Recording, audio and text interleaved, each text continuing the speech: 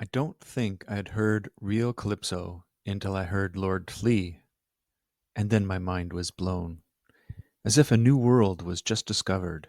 Thinking about it, I could see that calypso has been in my life all along. But now it's like a new genre for me, because now it has new meaning and a place in my musical journey. Let's jump into how Jump Up Calypso by Harry Belafonte changed my world. Hello and welcome to my inaugural podcast series called Al's LPs. Al is my late stepfather, and I'm going through his vinyl record collection. In doing so, I'm discovering so many interesting stories about the music and artists that I thought I'd share them with you in this podcast series.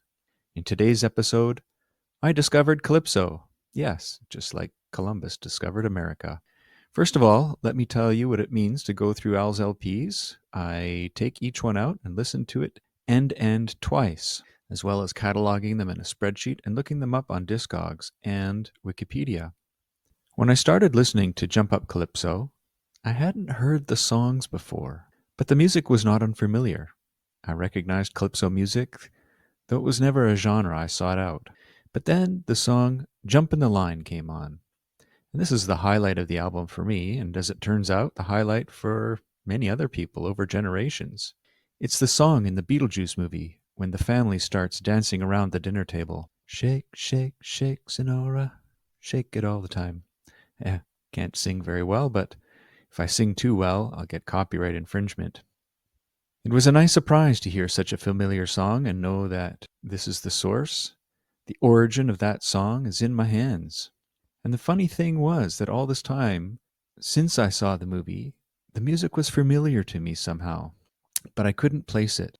But now, realizing it, it could be that I heard this music when I was a child in the home, dancing around in the living room. I'd also heard Harry Belafonte's music on The Muppet Show, where he sings Deo, the Banana Boat song. Deo, Deo. And so I must have seen that one too. When I listen to the album now, I didn't think too much of it. It's dated, it's not my genre. But then I started to look into the history of the album, and I would not have expected the album to have such an interesting story. And this is what blew me away. First of all, the Jump in the Line song came out 6 years after the Banana Boat song on his album that made Calypso really big. There was a Calypso craze in the 50s. That Banana Boat song came out in 55, and this one came out in 60, 61.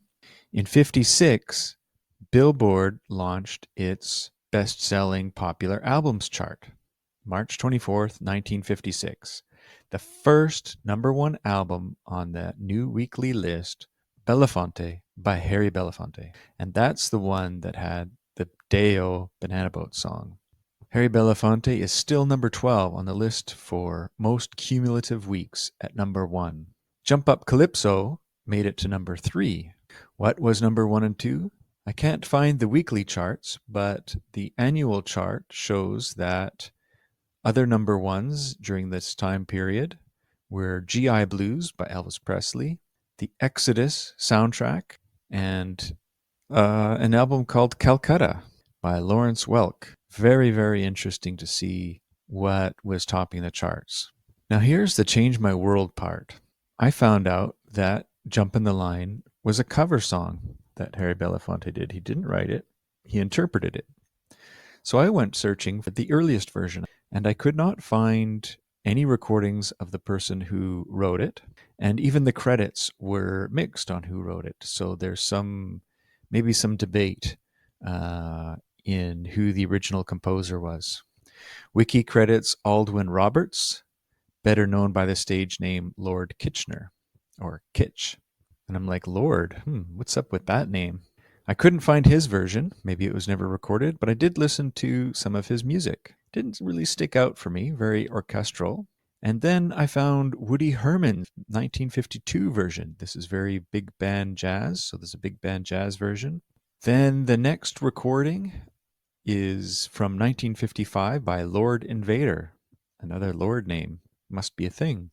I couldn't find that version either. Lord Invader has an album from 1935. I loved skipping through that album to get a feeling for the origins of Calypso.